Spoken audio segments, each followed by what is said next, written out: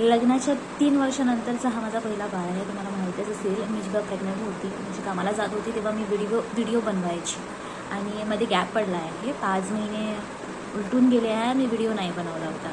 कारण मी कामाला जायचं बंद केलं होतं. 7वा महिना संपत आला होता तेव्हा मी बंद केलं होतं कामाला जायचं. आणि बेबी शॉवर होतं, तर त्यानंतर तर म्हणजे घरचे म्हणाले की मी नको जाऊ म्हणून मी काम सोडलं. हे पण मी आधी सांगितलं आहे. आणि हे 3 वर्षानंतरचं पहिलं बाळ आहे माझं. मला मुलगा झाला आहे आणि त्याचं नाव पण ठेवलं आहे. त्यांचं नाव सियांश ठेवलं आहे पप्पांनी त्यांच्या.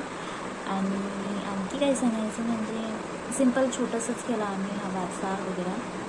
म्हणजे बेबी शॉवर होतं ते थोडंसं चांगलं केलं होतं आम्ही. म्हणजे शेजारी पाजारी आमची फॅमिलीमधचे जे कोण आहेत त्यांना पण इन्व्हाइट केलं होतं.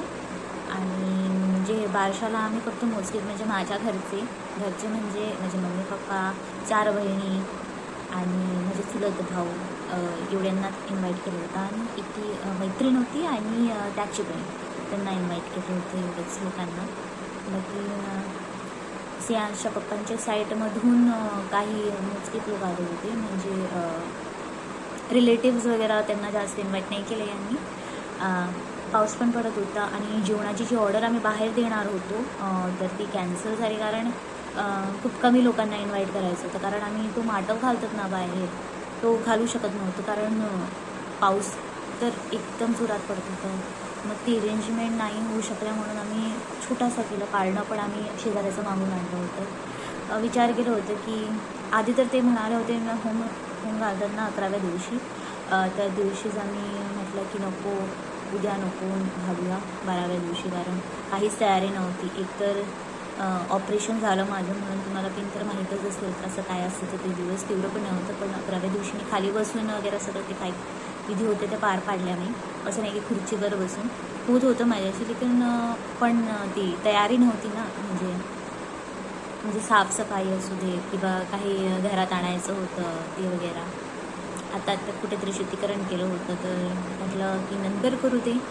मग आरामात आधीचे काय होते की नॉर्मल व्हायचं म्हणून ते 11व्या-12 दिवशी होऊन जात होतं, ते चांगलं होतं. म्हणजे मुहूर्त नंतर बघायचं पडत नव्हतं. 12व्या दिवशी करून सरळ सोडत होते.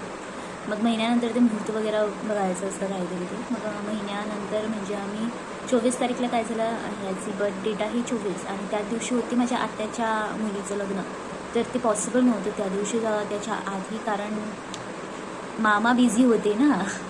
म्हणजे माझे काकापाय नाही आहेत, म्हणजे आत्याच्या मुलीचे जे वडील आहेत म्हणजे आत्याचा नवरा ते नाही आहेत. म्हणून पप्पा म्हणाले की नंतरच आम्ही. मी म्हटलं ओके, मला पण चालतं, तेवढे दिवस मला पण भेटतील तयारी करायला.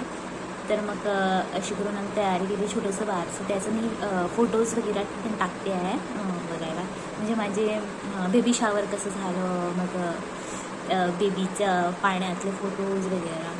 आणि गिफ्ट्स पण भरपूर आली आहे छान छान. म्हणजे गळ्यातलं सिल्वर वगैरे आला गळ्याला, हाताचे कडे, पायाचे वगैरे.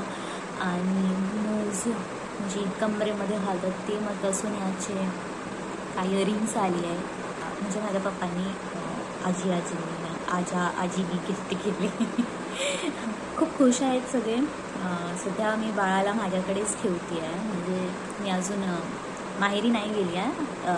डिलिव्हरीनंतर मी नवऱ्याच्याच घरी आली. म्हणजे आमचं ते कर्तव्य होतं, पण तू इकडेच राहिलीस तर आम्ही पैसे तरी देऊ असं करून आले होते. मागच्या सोमवारी पैसे देऊन गेले आहेत. म्हणजे जे काय करायचं आहे ते करा, पण आम्ही पैसे तरी देतो म्हणून. म्हणजे ते बिझी राहतात आणि वय पण झाले आहे माझ्या मम्मी पप्पाचं. ते दोघीच असतात. माझ्या बाकीच्या सगळ्या बहिणींचं लग्न झालं आहे, सो ते दोघीच असतात आणि ते पॉसिबल नव्हतं. वय झाले आहे 60 क्रॉस.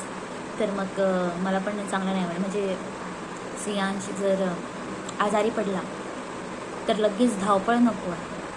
आणि डिलिव्हरीच्या आधी पण मी नाही गेली माहेरी, कारण पप्पा नाही होत त्यांना. म्हणजे दिसायचं पण, म्हणजे डोळ्यांचा प्रॉब्लेम आहे, पायांचा प्रॉब्लेम आहे, मागे प्रेशर आणि पेशंट आहे डायबिटीज वगैरे. मग नको म्हटलं मी इकडेच राहते असं म्हटलं. आणि इकडचे पण सगळे समजूतदार आहे. असं नाही की तू तिकडेच जा असं काहीच नाही आहे. सगळं चांगलं आहे.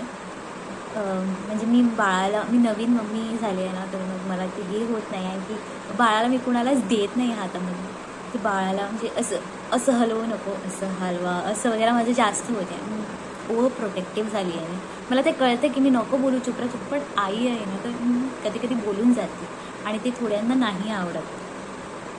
कोणी व्हिजिट करायला आले तर मी देते बाळाला छान, मी बांधून, ते कट्ट बांधतात ना तसं बांधून वगैरे देते. पण असं फास्ट कोणी हलवलं वगैरे, खोकला वगैरे काढला त्यांच्याशी, तर मला माहीत नाही काय होतं आहे, मी लगेच घेते बाळाला. आणि तुम्हाला तर माहीत असेलच, नवीन मम्मी झाल्यानंतर ते म्हणजे काजचा तुकडा आहे माझ्या, त्याला काही नाही होणारे मला माहीत आहे, पण तरी पण ते बघता येत नाही म्हणून मी तशी वागते कधी कधी. मी असं नाही म्हणणार की ते माझं चुकतं, पण मी माझ्या बाळाला प्रोटेक्ट करणारच, कारण तर नवीन छोटूसा इलूसा बाळ आहे, हे पोटामध्ये राहून आत्ताच बाहेर आला होता आणि सगळे त्याच्यावर ते अत्याचार नाही करत, त्याला मालिश रगडून करा इकडे तिकडे, मग ते पिठं काढण्यासाठी मग ते स्क्रबरसारखं त्याच्या अंगावर घासा वगैरे, ते मला ना कुठे नाही आवडत एवढं. हलक्या हातीने मसाज, एवढं पण हे नाही की तो लाल लाल होईल, असं करा मसाज, आंघोळ घालायची आहे घाला. मी नाही नाही करू असं नाही म्हणत, म्हणजे अंडरवेट होता तो म्हणून थोडासा प्रॉब्लेम होता. डॉक्टरने सांगितलं होतं की 1 महिना आंघोळ नको घालू, फक्त मालिश करून हलक्या हाताने तेल लावून त्याला स्पंज बाथ द्यायचं. तर त्यामुळे मला आणखी थोडंसं ते मला लागतं, म्हणून मी त्यांना नको करू असं कधी कधी म्हणायची. पण आता सगळं सारखं आहे, सुरळीत चाललं आहे. तुम्ही पण कमेंट करून नक्की सांगा की मी सारखं केलं की नाही. ते मला माहीत आहे मी असं नाही बोलायचं सट्टे करून, पण कितीतरी आईचा काहीच आहे ना, नाही होतं माझ्याकडे. मी कंट्रोल करायचा खूप प्रयत्न केला होता, पण नाही झाला माझ्याकडे. आता मी नाही काही बोलत, देते बाळाला, म्हणजे आता 2 महिने झाले आहे बाळाला, तर थोडंसं होतं. आणि पहिल्या इंजेक्शनला तर तो एवढा रडला. पहिली आंघोळ जी खतरनाक झाली होती त्याची, म्हणजे गरम ते पाणी एकदम गरम चटके यासारखं, मलाच एवढं गरम लागत की नवीन बाळाला काय लागलं असं मला माहीत नव्हती. म्हणजे मी रडली अक्षरशः त्या दिवशी. ते पहिला आंघोळ त्याचं आणि पहिलं इंजेक्शन, आता 9 तारीखला पुन्हा त्याचं दुसरं इंजेक्शन असतं, तर तेव्हा पुन्हा मला माहीत नाही तो कसा रडेल, पण मी काळीच घट्ट करायचा प्रयत्न करते आहे, कारण ते तर गरज आहेच इंजेक्शन वगैरे द्यायचं त्याला. तर ती 9 तारीखला होईल. आणि असंच कधी वेळ मिळेल तर असंच मी व्हिडिओ शूट करून अपलोड करेल, तुमच्याशी गप्पा गोष्टी करेनच.